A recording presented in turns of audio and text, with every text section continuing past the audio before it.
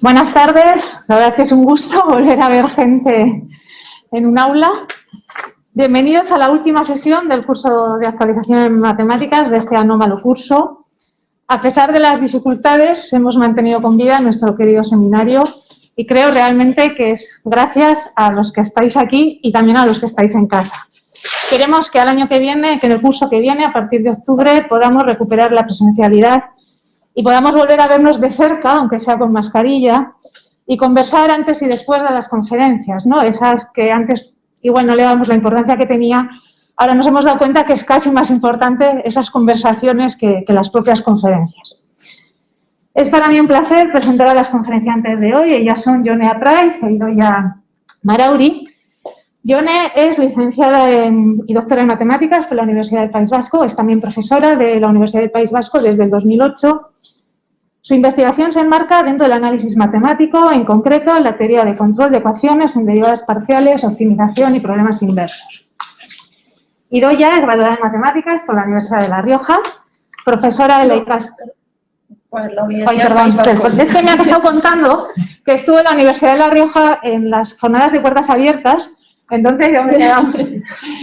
Es profesora en la Castola San Vicente de Ollón, pero ahora sí que es alumna de la Universidad de La Rioja porque está cursando el máster de profesorado que ya lo está acabando. Yone y Idoia nos van a hablar del impulso de Alan Turing a la biología matemática. Precisamente hoy, el día que entra en circulación el billete de 50 libras con la imagen de Alan Turing. Mucho se sabe de Alan Turing. Hasta sabemos que en 2013 la reina Isabel II le concedió el perdón real por una sentencia que ahora se consideraría injusta y discriminatoria, en aplicación a una ley que castigaba la homosexualidad. Esta ley no se aplicó, esta ley también se aplicó a Oscar Wilde y no le han dado el perdón real, pero bueno. Resalto este hecho porque precisamente hoy mismo es de actualidad la prohibición por parte de la UEFA de la exhibición de la bandera arcoíris en el estadio que va a albergar dentro de un rato el partido de Alemania-Hungría en la Eurocopa. A lo peor no hemos avanzado tanto. En los últimos años se han hecho películas, se han escrito libros y artículos sobre Alan Turing y su participación en la Segunda Guerra Mundial, descifrando la máquina Enigma. Se le considera uno de los padres de la computación, de la informática moderna y de la inteligencia artificial. Sin embargo, no es tan conocida su contribución a la biología matemática, la morfogénesis. Turing también pretendía modelizar y analizar patrones en la naturaleza. Y de esto nos van a hablar Yone y Idoia, que estudiaron este tema realizando el trabajo de fin de grado en la Universidad del País Vasco de Idoia. Os dejo con ellas. Muchas gracias por venir, chicas.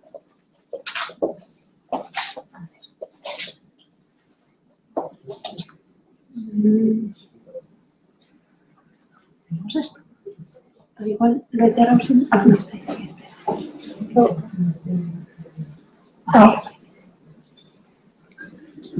Vale, entonces ahora, si antes no lo permitimos,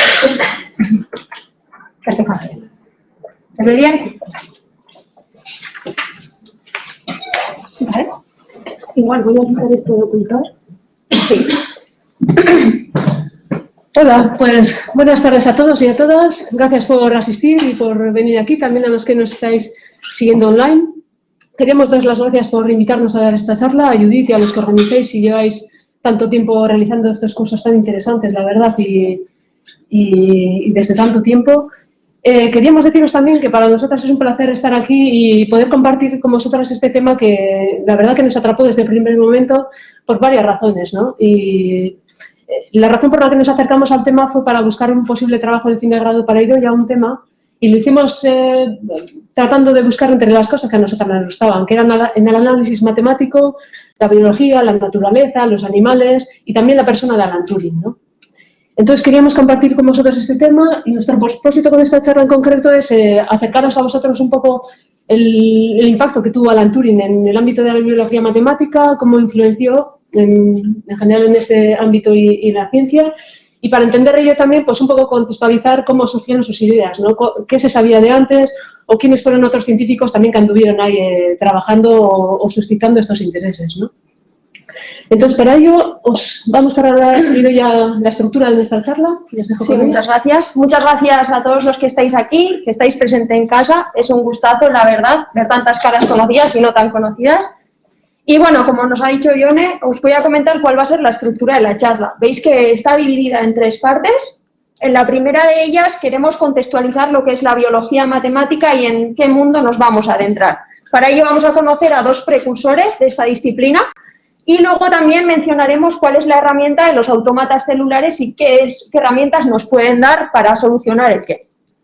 En el segundo tramo de la charla, de lo que hablaremos es del artículo de Alan Turing, que no es tan conocido como nos ha dicho Judith, de la morfogénesis. Para ello también introduciremos la biografía de Alan Turing para contextualizar siempre y nos adentraremos principalmente en 2 de los apartados que tiene ese artículo, para comentar después cuáles son los aspectos relevantes, como pueden ser qué es lo que ha pasado una vez que se ha publicado ese artículo hasta hoy en día. Y por último, bueno, eso es los aspectos relevantes. Me he ido un poco más acelerada. En los aspectos relevantes comentaremos cuáles son los aspectos relevantes de dicho artículo y en el último tramo lo que os he comentado, qué es lo que ha pasado una vez se ha publicado ese artículo hasta hoy en día para centrarnos en la persona de James Dixon Murray. A grandes rasgos todo esto. Entonces, nos adentramos ya en la biología matemática. Su nombre nos puede dar algo de indicio de lo que puede ser, pero es básicamente el estudio de procesos biológicos haciendo uso de herramientas matemáticas. Si bien es cierto que el auge de esta disciplina ha sido en los últimos 20 años, en el siglo XXI, no es nueva. A partir del siglo XVIII, Daniel Bernoulli ya estaba trabajando en fenómenos que de manera formal, ¿no?, tratando de modelizar. Y podemos decir también que la singularidad de las situaciones que presenta la biología, como todos nos podemos imaginar, hacen que las matemáticas que se puedan utilizar en ellas sean variadas y vayan transformándose y vayan surgiendo nuevos retos.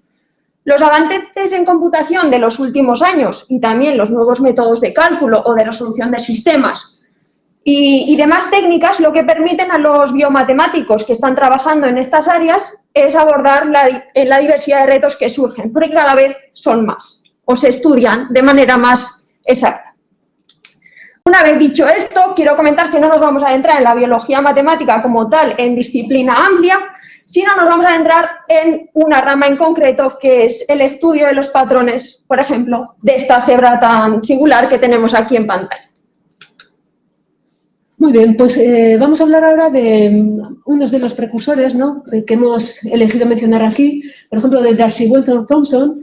Este fue un matemático y biólogo escocés y la razón por la que os queremos hablar de él es porque varias, pero principalmente que fue uno de los precursores de acercar las matemáticas a la biología y de tratar de empezar ese área, ¿no?, que tanto desarrollo ha tenido en los últimos años. Y otra de las razones es porque tuvo mucha influencia en Turing, como luego veremos también, aparte de más científicos posteriores también, ¿no? Entonces, entre muchas cosas que se dicen de él, pues una de ellas es que fue un matemático y estudioso de los griegos clásicos y latinos. Esto le parece que le viene de su padre, ya que era profesor de griego, y parece que le inculcó pues la pasión y el interés por estos dos idiomas. También es considerado como el primer biomatemático, hace ver también que estuvo en el origen de la biología matemática.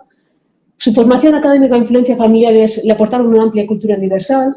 Entre las influencias familiares, pues aparte de lo que hemos comentado de su padre, también decir que fue criado y educado por su abuelo materno, que fue un médico veterinario, y creemos que también eso pues le inculcó y le generó pues el interés por la ciencia y las naturalezas, ¿no? Y para que veáis la repercusión que tuvo, no solo en el ámbito de la biología matemática, como en la ciencia en general, se dice de él que es el personaje más culto y reconocido de la ciencia de los siglos XIX y XX. Y en concreto, de lo que a nosotros nos concierne de esto de acercarnos al tema de Turing, es este libro de aquí que publicó en 1917 en primera edición y en 1942 en segunda edición. En la segunda edición que publicó este libro de Grothe and Ford, hacía una extensión de unas cuantas hojas hablando sobre la formación de patrones en el pelaje de los animales. Y de hecho el propio Turing, en el artículo que luego mencionaremos de él, en las referencias menciona este mismo libro, como que le influenció, ¿no? Entonces creemos que leyendo este libro pues le puedo entrar curiosidad, además de sus propios intereses que tenía, ¿no? Sobre este libro se dice que es el trabajo literario más fino que pueda hallarse en los anales de la ciencia escrita en lengua inglesa, ¿no? Para que veáis no solo en la biología matemática, sino en general en aquella época pues el impacto que tuvo.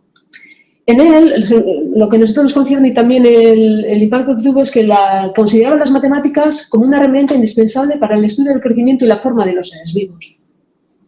Entonces, cosa que antes, igual las matemáticas y la biología andaban un poco separadas cada uno por su cuenta, los biólogos trabajando por su cuenta y los matemáticos también, pues Darcy Walton Thompson fue uno de los que empezó a acercar, ¿no? A ver estos problemas que se quieren estudiar en biología, cómo pueden ayudar las matemáticas, ¿no? En concreto, en ayudar a entender el crecimiento y la forma de los seres vivos.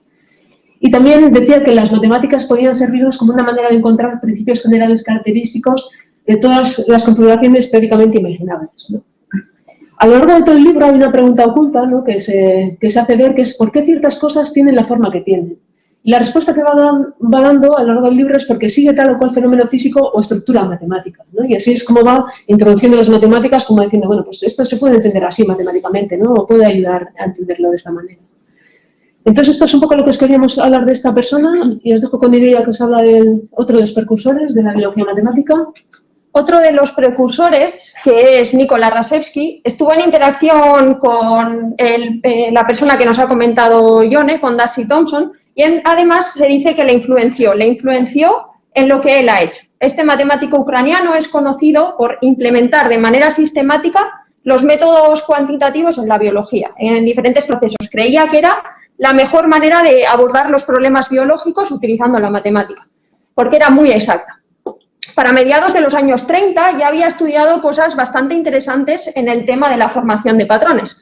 Había estudiado los fenómenos de reacción-difusión, cómo se relacionan tanto la reacción como la difusión, cómo interactúan, que va a ser de gran importancia en el artículo. Lo veremos más exactamente después. También había estudiado, en base a cómo era la termodinámica de las gotas de agua, la desestabilización de estados homogéneos, que es una noción de la noción de autoorganización que nos comentará Yone. Y por último, en un artículo de 1935, comenta que estudiando las propiedades generales de la célula se pueden llegar a entender preguntas como ¿por qué tenemos la forma que tenemos? O incluso ¿por qué pensamos como pensamos? Y esto es lo que nos acerca un poco más a la persona de Turing. No nos vamos a demorar mucho en este libro de 1938, que es este que tenemos en pantalla, pero sí para seguir contextualizando la biología matemática, porque se dice que este libro da comienzo a la era moderna de la biología matemática, ¿no? Ya hemos dado otro paso. De su creación ya tenemos la era moderna. Nos vamos a centrar más en este artículo de 1940, que es en uno de los primeros en los que se utilizan los procesos de reacción y difusión para explicar la morfogénesis. También lo hicieron Pishkunov y Kolmogorov, junto con otro científico que ahora mismo no recuerdo, pero bueno, fueron de los primeros. Imaginaos, hace 60 años. Hace 80 años, perdón, estaba en el año 2000. Bueno, para explicar la morfogénesis. ¿Qué es la morfogénesis? Porque es de gran interés en nuestro artículo. Es un proceso de la embriología, es un proceso que se da en el embrión y es la creación y el desarrollo de la forma de un organismo a lo largo del tiempo. Entonces, con esto comentado, lo volveremos a comentar, pero nos queremos centrar en lo que os he comentado de la autoorganización. Muy bien, pasamos aquí. Vale, pues la autoorganización, como veis, hay un interés común, ¿no? Desde que hemos hablado desde Thompson, con Krasevsky también, en el interés de estos ciertos matemáticos de estudiar la forma y el crecimiento, ¿no? Y eso es lo que estudia un poco el concepto de la autoorganización, cómo se empieza a ordenar o organizar un sistema, ¿no? Entonces, la autoorganización se puede describir como el proceso espontáneo en el que alguna forma global de orden o coordinación surge de las interacciones locales entre los componentes de un sistema inicialmente desordenado. Es decir, podemos tener un conjunto de partículas, de átomos, de células que en un principio pues, no tienen ninguna relación o ningún tipo de orden o forma, y a lo largo del tiempo se va viendo cómo se va formando algún tipo de patrón o algún tipo de estructura, ¿no? Más que se pueda visualizar más. Entonces, eso es el interés por la autoorganización, que hoy en día se sigue estudiando y se sigue investigando sobre ella. ¿Y qué es lo que pueden aportar las matemáticas, ¿no? Que les interesa a este fenómeno de la biología? Pues básicamente se ha diferenciado dos ramas principales de la modelización matemática de este tipo de problemas. Una es la de a través de las ecuaciones de reacción-difusión, que ya antes he comentado un poco de estos fenómenos, y fue promovida por Alan Turing. En el artículo que luego veremos lo explicaremos mejor, ¿vale? Y la otra rama de modelización matemática de esta autoorganización es utilizando autómatas celulares, que ahora en breve os hablaremos de ellos. Esto de los autómatas celulares entre muchos investigadores y matemáticos, pues fue desarrollada principalmente por John von Neumann, John Horton Conway y Stephen Wolfram también. Entonces, dejamos la modelización de Alan Turing para más adelante, luego hablaremos de él, y nos vamos a centrar en los autómatas celulares ahora, para conocer un poco, no solo por la influencia que tuvo incluso en Alan Turing, sino por lo que ha tenido luego de influencia en la biología matemática y en otras áreas también de las ciencias, ¿no? Muy bien, pues los autómatas, ¿qué es lo que buscan los autómatas? Pues tratan de resolver esta cuestión de cómo modelar el crecimiento biológico, ¿no? Para que veáis también los autómatas cómo surgieron en este ámbito del interés de la forma y el crecimiento. Entonces, se puede decir que a partir de la década de 1950 se buscaba modelar siguiendo reglas como un programa de una computadora, ¿no? Es decir, sin utilizar ecuaciones matemáticas. Esto también, justo es la época de Alan Turing, ¿no? Que luego veremos, pues hace ver también la importancia que en el momento en el que fueron los momentos también de la creación de la computación y todos estos temas, ¿no? Entonces, ahí andaba la cosa. Luego, los autómatas celulares es una forma de describir comportamientos complejos a partir de descripciones simples. Y es un sistema ideal para modelar fenómenos naturales, ¿no? Y eso pues, nos ayuda en este interés común de la autorganización. Los autómatas celulares también se suelen denotar por AC. El origen del nombre de estos autómatas celulares es porque inicialmente fueron interpretados como un conjunto de células que crecían, se reproducían y morían a medida que pasaba el tiempo, ¿no? Como luego un ejemplo que mostraré yo ya se verá eso claramente. Entonces, para entrar un poco en los autómatas celulares, la definición matemática, aunque dependiendo del contexto, esta definición pues igual se puede encontrar de diferentes maneras, ¿no? Pero hemos elegido esta por su sencillez y por su analogía con lo que luego veremos también. Entonces, un autómata celular, ¿cómo podemos definirlo? Pues es un modelo matemático para un sistema dinámico, es decir, un sistema en movimiento, compuesto por un conjunto de celdas o células que adquieren distintos estados o valores a lo largo del tiempo. Y los elementos primordiales que suele considerarse que tiene un autómata celular, por ejemplo, el primero sería una cuadrícula, que podemos denotar por L, que es un conjunto de puntos, nodos o células, ¿no? Distribuidos en el espacio. Un conjunto de estados, es decir, cómo van a vivir esas células, cómo están viviendo, cómo se están comportando, que podemos denotar por E. Luego, para cada nodo o célula o punto de esa cuadrícula, existe una interacción que denota o especifica el conjunto de nodos de esa cuadrícula que están interactuando o que influyen en la dinámica del estado R, cómo están haciendo cambiar ese estado, ¿no? del nodo R. Y luego tiene que haber una regla R, un conjunto de reglas R que determina la dinámica, cómo están interactuando esas células o esos nodos. Entonces, esto es un poco la definición del autómata celular, que luego veremos un ejemplo, y deciros brevemente, pues, entre las ventajas, además del origen que tiene este autómata celular en la biología matemática, pues es que, por ejemplo, al no tener que utilizar ecuaciones de reacción-difusión y no tener que resolverlas ellas a través de computación o métodos numéricos, pues eso hace facilitar en coste y en tiempo, ¿no? Y también otras ventajas puede ser pues, que tiene muchas utilidades, aquí ha surgido en este ámbito, pero los autómatas se siguen utilizando en física, en computación y en un montón de áreas, ¿no? Entonces, esto es un poco lo que os queríamos comentar de lo que son los autómatas celulares o lo que buscan. Y ahora os dejo con Iria que os habla un poco de la historia. Sí, como veis, nos gusta contextualizar para entender las herramientas, ¿no? Y para que sea más cercano lo que utilizamos. A grandes rasgos podemos definir, se definen 3 etapas en los autómatas celulares. La primera de ellas comienza entre los años 40 y los años 50, está precedida por John von Neumann, y es John von Neumann quien en 1943 se hace la pregunta de si es posible generar vida artificial. Oye, una pregunta que dice, vamos a reproducir la evolución o la vida mediante simulaciones. Bueno, lo que pasa con estos modelos que genera o que plantea es que son de gran complejidad para explicar fenómenos complejos como pueden ser los de la biología. En la segunda etapa, precedida por John Horton Conway, comienza eso de los años 70 y es en ese mismo año en el que presenta en la revista científica América, en una columna, el juego de la vida. El juego de la vida, que en inglés es Game of Life. Lo presenta como un juego ecológico y es un juego en el que se ve cuál es la definición o de dónde viene el nombre de los autómatas celulares, ¿no? Una metáfora entre la vida y la muerte. Hay unas reglas y se desarrollan diferentes patrones. Y es un ejemplo de lo que podría ser la autoorganización, ¿no? Volviendo a lo que nos ha comentado John de autoorganización, este sería un ejemplo. El Game of Life es un autómata celular de 2 dimensiones, lo veremos ahora en el ejemplo que os voy a comentar, Y lo que tiene de base o lo que tiene de bueno es que sigue, digamos, al pie de la letra la definición de autómata celular o lo que quieren, que con reglas simples se consigan comportamientos complejos. Y por último, en la última etapa tenemos a Stephen Wolfram. Alguno de vosotros lo podréis conocer por ser el creador del programa de ordenador Mathematica. Es precursor de los autómatas celulares, en este caso de una dimensión. Tendríamos un vector y lo que alenta a él es a utilizar programas simples para volver a describir fenómenos complejos. Él hace un estudio del desarrollo de los autómatas celulares con un conjunto de reglas, ¿no? Las va viendo y va viendo qué comportamientos van a surgir. Entonces, como os he dicho, o como os ha dicho Ione también, vamos a ver un ejemplo de Game of Life. Es algo en concreto. Se llama nave espacial, no hay un único ejemplo de nave espacial. Nave espacial se llaman a los ejemplos en los que, partiendo de una configuración inicial, vamos a volver a conseguir esa configuración a lo largo del tiempo, con un periodo, aunque nos aparezca desplazada.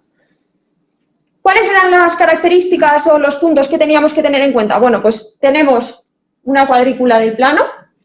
El plano es nuestro sistema en general. Los estados de la célula, de cada celda del plano, van a ser vivo o muerto. En este caso lo hemos representado.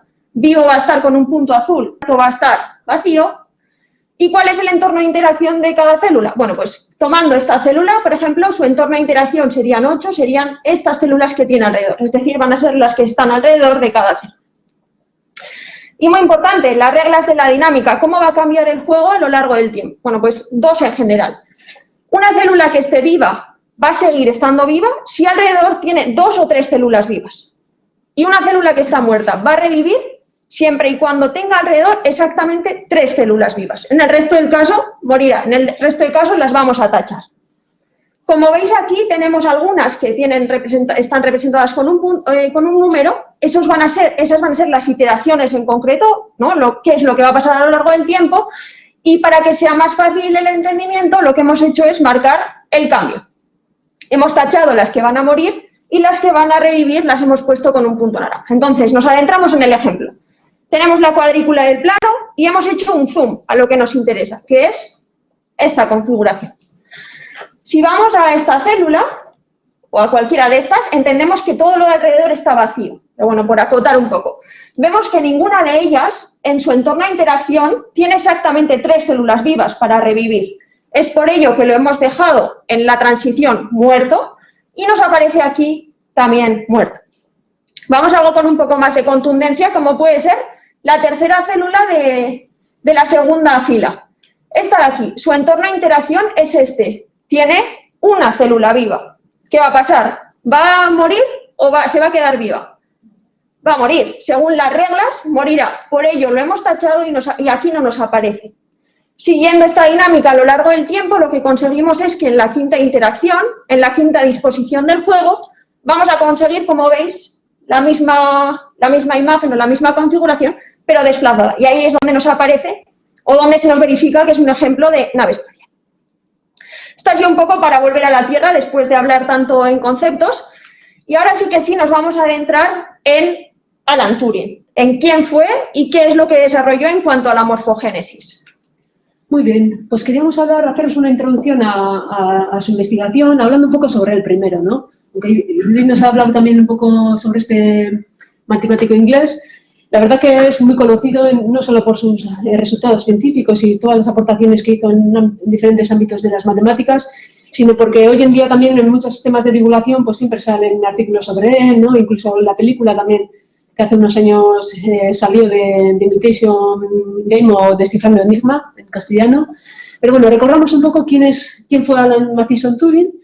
Pues Alan Turing fue un matemático inglés que nació en 1912 en Paddington, en Londres, y desde pequeño mostró mucho interés hacia las ciencias en general, haciendo experimentos por su cuenta y leyendo libros, ¿no? Siempre tuvo ese interés. En 1934 se graduó en matemáticas en la Universidad de King's College de Cambridge.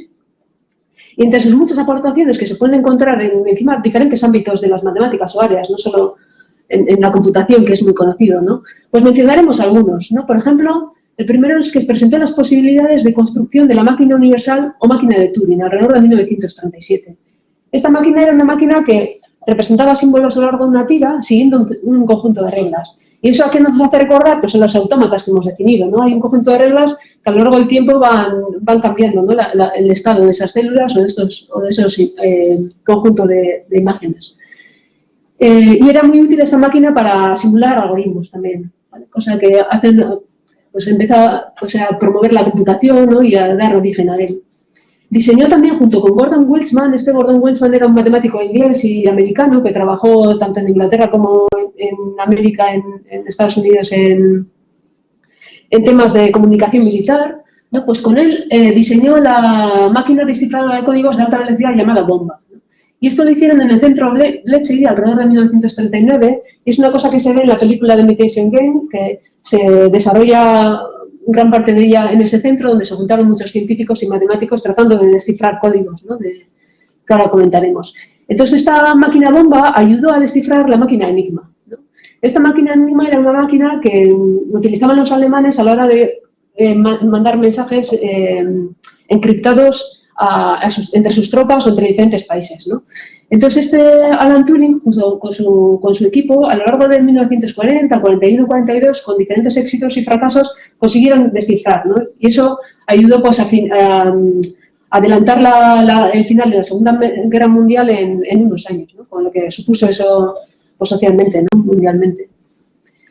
Bien, entre más cosas que se pueden decir de él es que fue el primero en dar una noción precisa de lo que es un algoritmo, ¿no? Ya lo habéis visto por las otras investigaciones que hizo previamente. También desarrolló el test de Turing, que prueba la existencia de inteligencia en las máquinas, alrededor de 1950. Y una de las últimas investigaciones que hizo es la que ahora os mostraremos sobre la morfogénesis, en 1952. Y en ese mismo año es cuando fue condenado por su homosexualidad y trágicamente pues, muere 2 años más tarde, supuestamente por suicidio, ¿no? Con la pérdida que eso supuso científicamente y humanamente. Entonces os dejo ahora con su investigación, una introducción que va a hacer Idoia. Eso es, este artículo del que hemos estado contextualizando, nos ha comentado también Judith, se llama The Chemical Basis of Morphogenesis, es de mediados del siglo XX, y bueno, comentar 2 cosas principalmente. Tuvo gran influencia en la biología y más concretamente en la embriología, donde se enmarca el proceso de la morfogénesis, que os hemos comentado antes, y también que no era nada común para la época. Ahora igual, sí nos puede parecer común, pero en aquella época no, o por lo menos no está datado. En cuanto a los posibles orígenes de este artículo, bueno, pues traemos 3, quizá haya más, pero estos han sido los que hemos encontrado. Por un lado, el interés que tenía Alan Turing en la naturaleza, como nos ha comentado Ione. Hacía experimentos desde que era pequeño, hacía también traducciones de trabajos de científicos de aquella época. Y también en los procesos de la fisiología y la psicología y su deseo por explicarlos matemáticamente. Como segundo, On Growth and Form, os sonará este título, es el título que nos ha comentado Ione del libro de Darcy Thompson de 1917, y en este libro se alenta a los biólogos a que estudien la forma como lo hacen los físicos. Bueno, ¿y cómo lo hacen los físicos? Se van al sistema anterior, al sistema inicial o al de origen, estudian el sistema de fuerzas que intervienen en él y entonces es cuando ven cuál va a ser el desarrollo. Y Alan Turing, aunque no era biólogo, bueno, pues cogió eso y se puso a ello. Y por último, el afán que tenía él por diseñar las máquinas pensantes. Bueno, venimos de ver el test de Turing, o bueno, grandes rasgos, ¿no? Se ha comentado. Pues con el afán de diseñar las máquinas pensantes, él quería saber cómo estaba diseñado un cerebro, qué es lo que lo diseñaba y, bueno, cómo surgían las estructuras de esos diseños. Entonces, como eso era de gran complejidad, él llegó a la pregunta de cómo sabe un organismo cómo crecer, que a mi parecer sigue siendo igual de compleja. No sé para vosotros, pero vamos. Bueno, pues él cogió esta pregunta, una vez formulada, se puso a investigar al respecto. En cuanto al al propósito de este artículo es determinar un mecanismo por el cual puedan aparecer patrones espaciales inhomogéneos en un tejido que al principio era uniforme, era homogéneo. Y las herramientas que utilizó para ello fueron 2 principalmente. Por un lado, los sistemas de reacción-difusión, que ya vienen apareciendo desde Rashevsky, y por otro lado, la computadora Ferranti Mark I, que la empezó a utilizar a partir de 1951 para ayudarle a resolver sistemas no lineales. Abordamos entonces qué son los sistemas de reacción-difusión. Ya estaréis hasta nerviosos, ¿no?, de saber qué son o cómo se forman. Bueno, pues los sistemas de reacción-difusión, lo que tienen ellos o lo que intervienen, los procesos que intervienen son la reacción y la difusión, como su nombre bien indica. Y son sistemas de ecuaciones en caso de que estemos considerando un proceso bastante complejo con diferentes sustancias. Vamos a considerar que tenemos M sustancias generales. Alan Turing los llamó morfogenes, unido a la morfogénesis, y lo que vamos a estudiar es el cambio de sus concentraciones. Vamos a suponer que las concentraciones se llaman U super I, esa I va a variar en todas las sustancias que tenemos, que es un número finito, en este caso M, y vamos a estudiar cuál va a ser el cambio mediante la derivada parcial respecto al tiempo, es decir, cómo cambia la concentración en el tiempo. Si nos vamos al otro lado de la igualdad, tenemos el término de la reacción, se llaman reacciones cinéticas estas funciones, y son no lineales. ¿Qué es lo que hace la reacción? Pues ver cómo interactúan las sustancias entre sí, ¿no? Cómo se van creando o cómo van desapareciendo. Y por otro lado tenemos el término de la difusión. Cómo se mueven las partículas. Tiene dos términos, por un lado los coeficientes de difusión, que son estas D, y lo que nos dicen es en qué medida, cuánto, cómo se van a difundir nuestras sustancias. Y por otro lado, alguno de vosotros ya conoce este término, en la sala creo que muchos no lo conoceréis, es el laplaciano de, en este caso, la concentración de cada sustancia. ¿Qué es el laplaciano? Bueno, pues es el sumatorio de las segundas derivadas parciales respecto al tiempo. Esto a grandes rasgos, bueno, esta va a ser la forma que nos va a ir apareciendo de aquí en adelante, y comentar que Alan Turing no lo hizo para M sustancias en general, se fue al sistema más simple, que era de dos sustancias, y él en vez de considerar respecto al espacio, los coeficientes de difusión los considero constantes. Y es así como nos vamos a adentrar en el sexto apartado del artículo de Alan Turing. Muy bien, pues empezamos hablando sobre el dominio que estudió en las ecuaciones de reacción-difusión. El primero fue un anillo discreto, ¿vale? Entonces, como veis aquí, tenemos un anillo, ¿no?, de n células, la célula 1, la 2, la R-ésima, la n, ¿no? Y este anillo se puede interpretar relacionando un poco con lo que hemos visto antes con los autómatas celulares, ¿no? En vez de una cuadrícula así, esta cuadrícula pues tiene forma de anillo y también está dividida en diferentes nodos, ¿no?, células. Entonces, así vemos también pues la relación que tenía Alan Turing con esto de los autómatas celulares, ¿no?, y con la computación.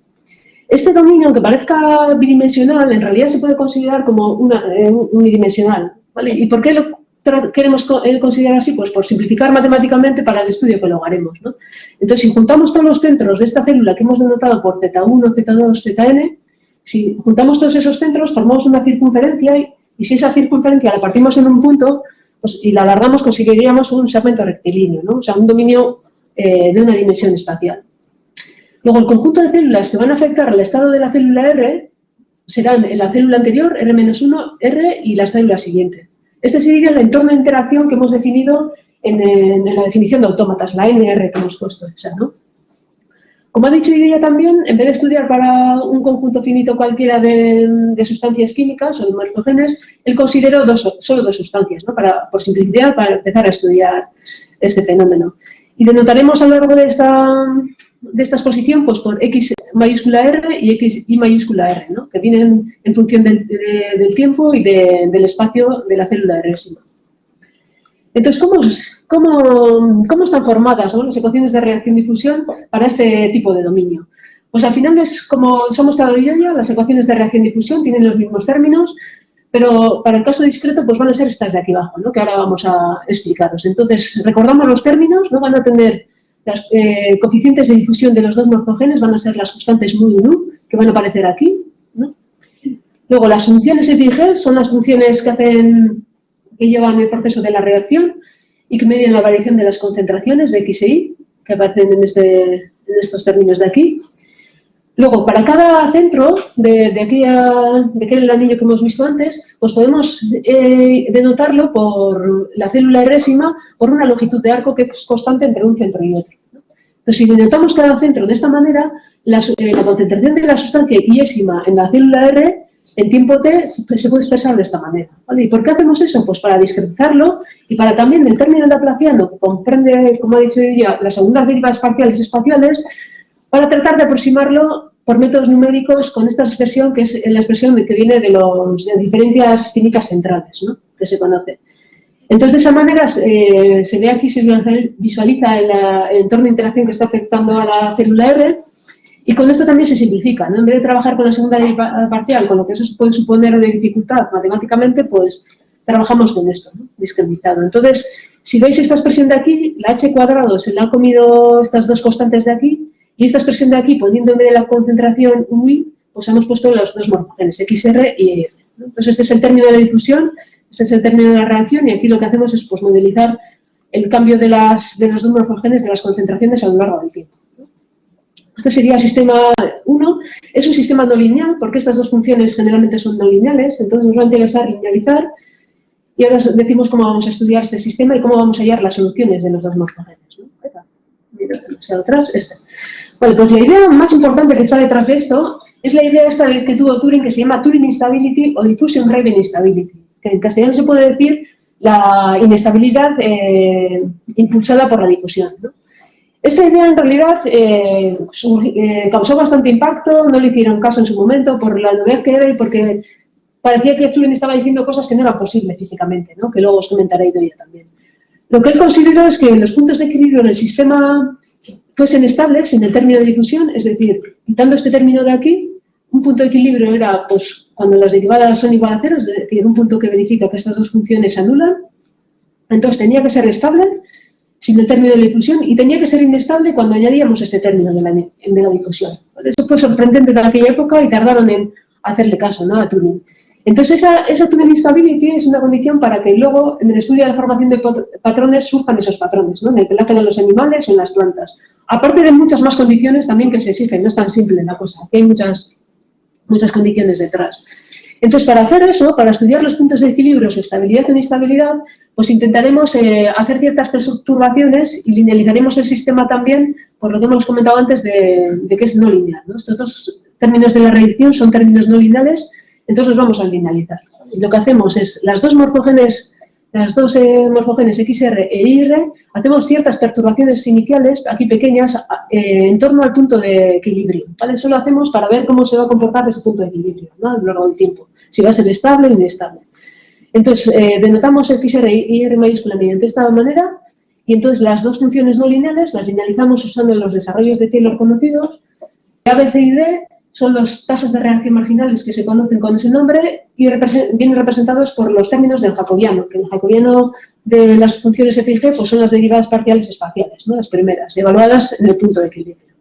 Entonces, de esa manera, si f y g las linealizamos así y ponemos el sistema en la parte lineal, la parte de la difusión pues ponemos aquí con las perturbaciones iniciales, pues conseguimos este sistema que está ya linealizado, el sistema 2 es linealizado de este otro que hemos visto aquí.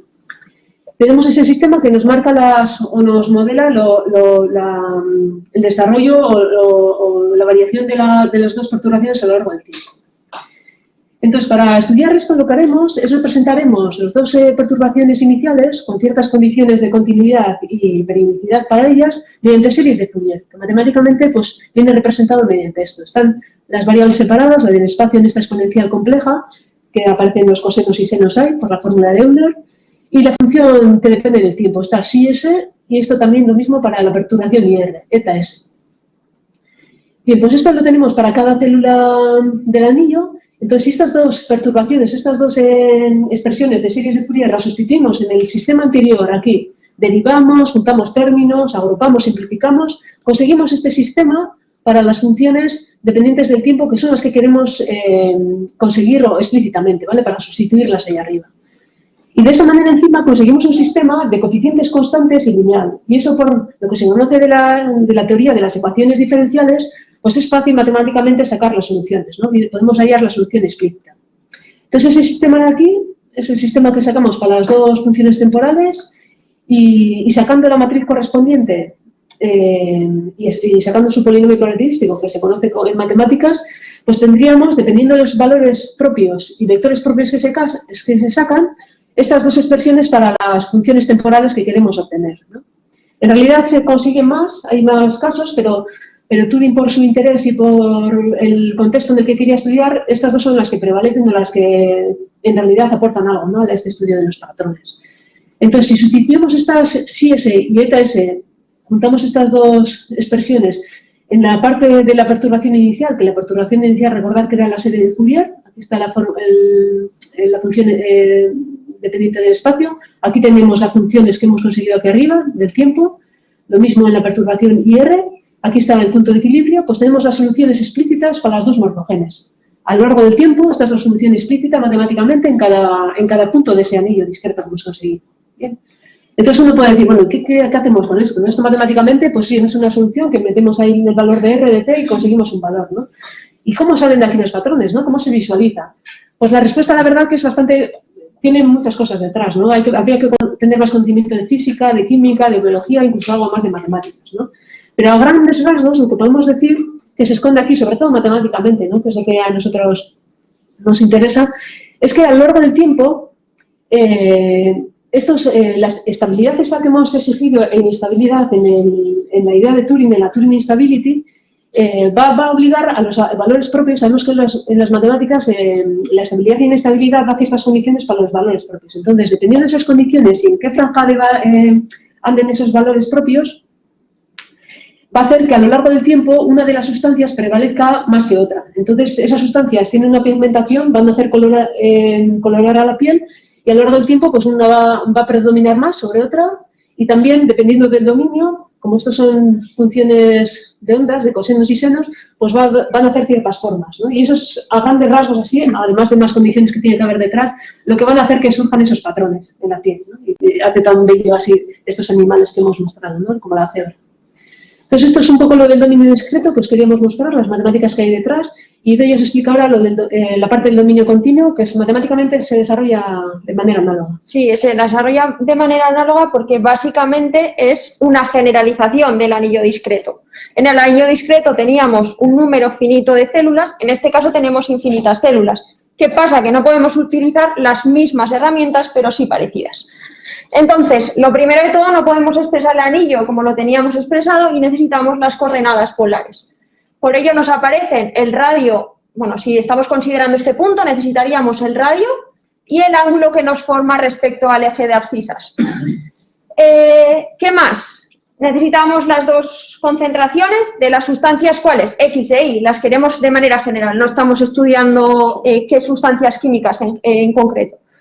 ¿Qué más? Los coeficientes de difusión son, en este caso, mu' y nu', que sí que son diferentes en expresión a los que nos ha comentado Ione, pero sí que hay una relación entre ellos. Y además son constantes. Las reacciones cinéticas las volvemos a considerar de manera general, funciones no lineales que las consideramos F y G. Bueno, y X-ρ e Y-ρ las vamos a suponer que son las concentraciones de las sustancias X e Y.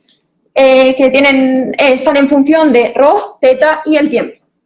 ¿Qué pasa? Que para simplificar el sistema y para tener más posibilidades de resolución, lo que vamos a hacer es fijar ρ, fijar el radio de cada... Bueno, fijar el radio, tener únicamente una circunferencia, eso es gracias, y entonces vamos a poder trabajar para cada uno de los radios.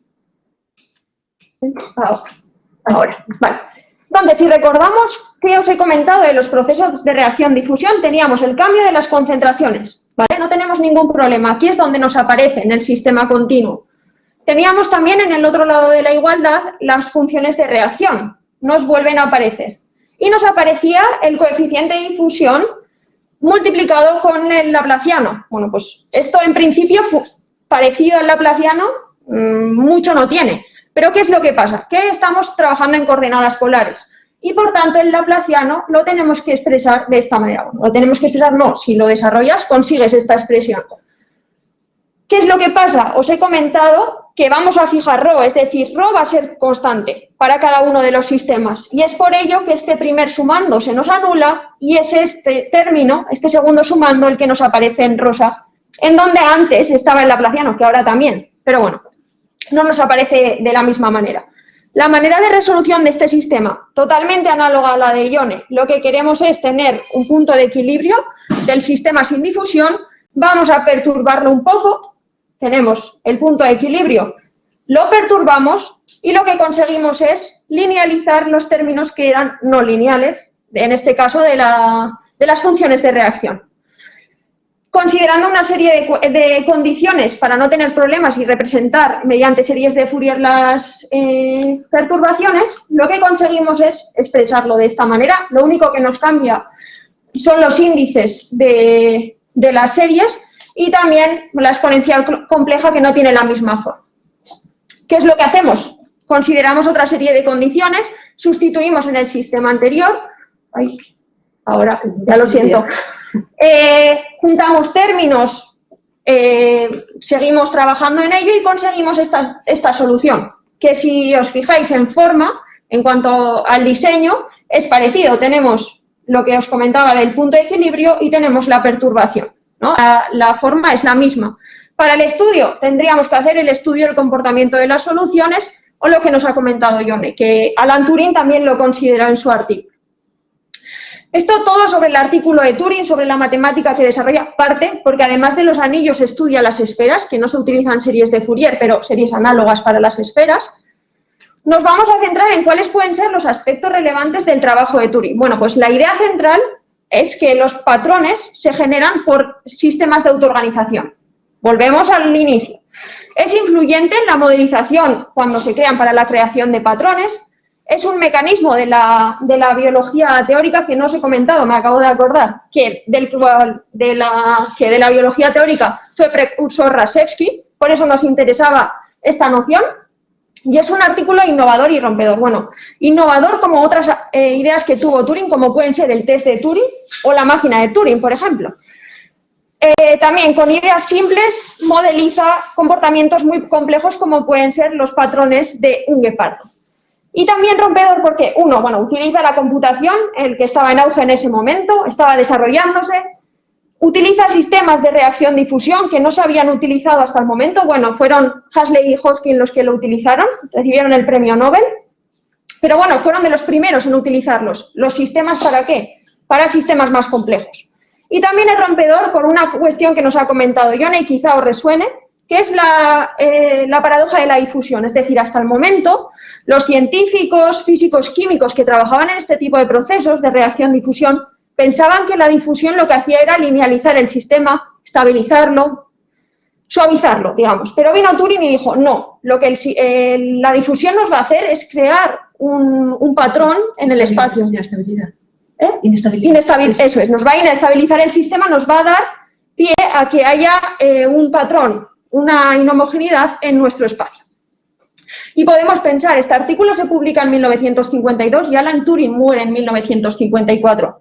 ¿Hay algún resquicio? ¿Siguió estudiando? ¿Qué es lo que pasó? Bueno, pues no fue la única teoría que desarrolló, tenía más teoría desarrollada, tenía esbozos de análisis, tenía también notas que había tomado en charlas en las que había asistido y quizá había dado en Manchester, y fueron Hoskin y Richards quienes crearon este artículo que no fue publicado hasta 1992, cuando es Peter Saunders que genera este libro. Nos recopila todos los trabajos de Alan Turing respecto a la morfogénesis y los publica en este libro, que pertenece es el tercer volumen de la colección de trabajos de Alan Turing. Esto ha sido el artículo, y ahora ¿qué? ¿Qué es lo que pasa? Se publica ese artículo y ¿qué es lo que queda? Bueno, pues para dar unas pinceladas, podemos decir que en los 20 años siguientes a la publicación del artículo no se hizo ningún avance de manera reconocida o demás, o que resonó en este ámbito, en la idea de Alan Turing, en la que nos ha comentado de Turing Instability. Es en 1970 cuando se empieza a dar un estudio detallado de las ecuaciones de reacción-difusión lineales y además empiezan a estudiar de manera más amplia los sistemas de reacción-difusión. En 1984 es David Young quien en este artículo publica esta imagen que tenemos aquí, que ya igual nos empieza a sonar un poco a patrones, ¿no? La idea que tenemos de patrones. Bueno, pues es una simulación de autómatas celulares de 2 dimensiones y es la primera en dar una expresión de los patrones de Turing. Aquí podemos ver ya puntos, rayas. Esto ya nos empieza a sonar un poco más, no las 2 soluciones que os hemos dado antes. Y bueno, en cuanto al avance experimental, porque se puede quedar en un trabajo teórico y no ver nada real, que se verifique realmente, podemos decir que es en 1989, casi en la década de los 90, cuando se empieza a dar un avance experimental de este tipo de patrones, pero es cierto que en 1980 ya se vio la primera observación. Esto ha sido todo para adentrarnos en un matemático que es reconocido en el ámbito de la pigmentación y que además nos parece muy relevante porque recopiló el trabajo de Turing y recalcó la importancia que tenían sus ideas. Y él es... Muy bien, pues os queríamos hablar eso de James Dixon Murray por varias razones, ¿no?, que ha introducido ella también. Una es pues por el desarrollo que ha tenido en la biología matemática, y es un matemático escocés, nacido en 1931, pues por el desarrollo que ha tenido en la biología matemática y en concreto en este estudio de la formación de patrones, ¿no? Y por otra de las razones es por la importancia que le dio el trabajo de Turing. Lo sacó un poco porque la verdad que el artículo de Turing pues cuesta leerlo así matemáticamente y tampoco se visualizan cosas en su artículo, ¿no? Algo sí que menciona, como ha dicho antes ella, pero no se ven los patrones o cómo sacar de ahí, ¿no?, de esas soluciones matemáticas o de esos cálculos que tampoco están, la verdad, que muy detallados así. Entonces, Murray principalmente es lo que, entre otras muchas cosas y ámbitos que estudió dentro de la biología matemática, pues es lo que hace, ¿no? Considera esa Turing instability también, matemáticamente dice que comprende qué condiciones son necesarias para crear patrones. Eso lo lleva a diferentes modelos y hace simulaciones de ciertos patrones que ahora veremos, ¿no? Uno de los libros, hay dos, bueno, entre muchas investigaciones que hace, hay dos tomos de Mathematical Biology, de este libro que os muestro aquí. Ese es el segundo tomo. También tiene uno el primero, y estos dos libros, la verdad que son, sobre todo el segundo, tiene mucha relación con Turing y con el desarrollo de los patrones, ¿no?, y con su estudio, y son libros que se estudian hoy en día, pues en cualquier curso de la universidad que habla de la biología matemática, pues se pone como en la bibliografía o como referencia, ¿no? Eso. Cualquiera que se quiera acercar a ellos, pues siempre en algún sitio u otro le aparecen, ¿no? Entonces, lo que hizo Murray, eso, principalmente a lo que a nosotros nos interesa es que desarrolle las condiciones necesarias para que se creen patrones a partir de las ideas de Turing, ¿no? Y esto lo hace pues sacando las ideas de su artículo y poniendo un poco más, visualizando y detallando más, ¿no? Hace un estudio más preciso de esas ecuaciones de reacción-difusión que antes os hemos mostrado y de ahí estudia la formación de patrones biológicos, ¿no? Y lo hizo con ciertos ejemplos concretos que os queríamos mostrar aquí.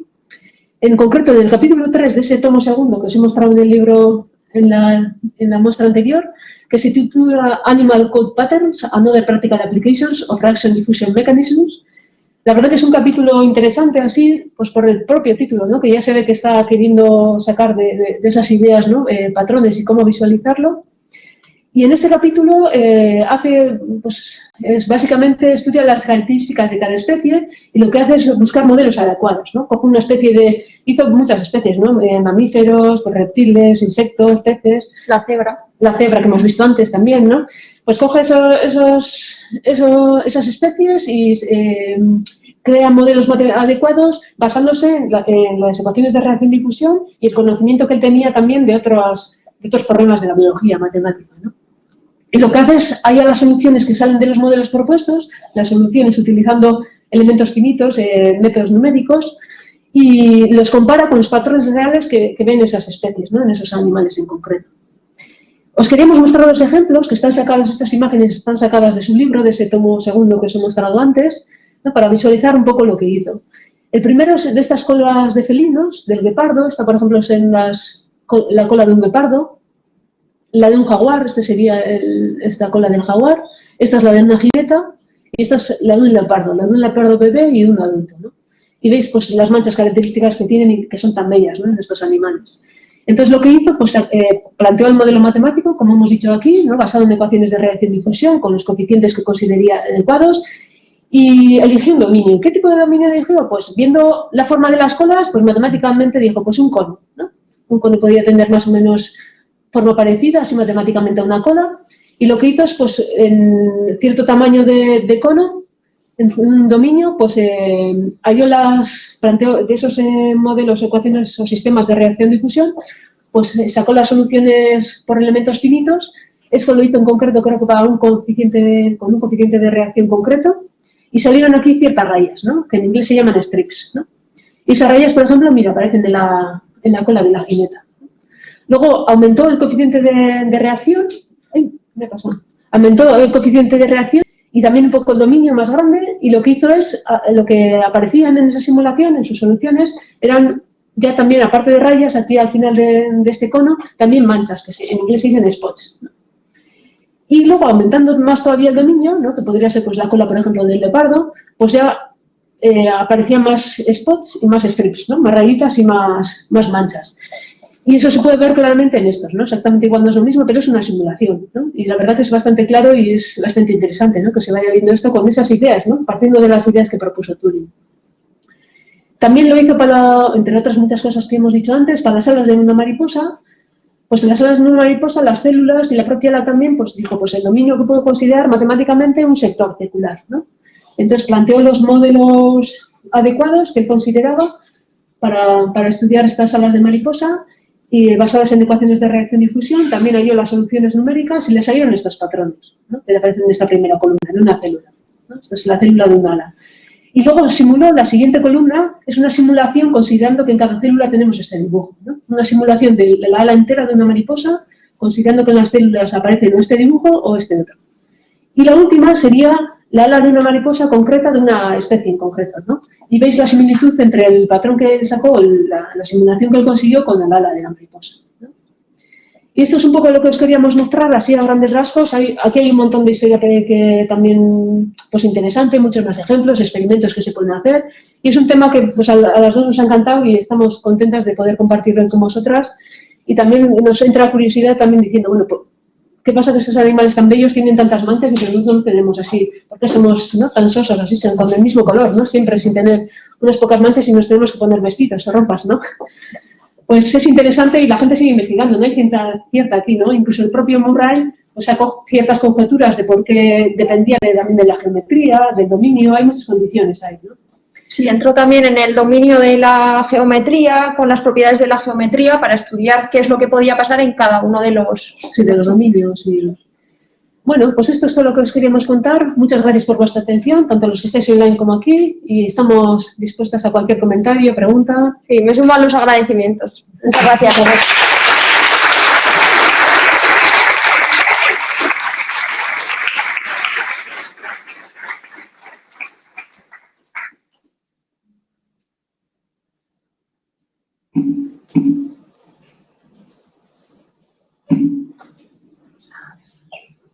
Bueno, preguntas, comentarios. ¿O qué os ha parecido? Los de casa, los de aquí. O cualquier sugerencia también, para si tenéis alguna idea para seguir investigando. Parece que no. ¿No? Pues, por decir algo, no, ya que habéis mencionado Conway murió el año pasado, Sí. efectivamente. Y Pedro Alegría, que estaba conectado, escribió un artículo en la Gaceta sobre Conway y el juego de la vida. Mira. Muy chulo, seguro lo quiere. Vale, muchas gracias. Lo quiere. Sí, es compañero en la universidad, o sea que ya le preguntaré. Sí, sí. Muchas gracias por la observación. Puedes buscar en Google también. Sí, seguro. ¿Más preguntas? ¿De casa? No dicen nada. ¿Desde casa alguna pregunta? Nos dan las gracias.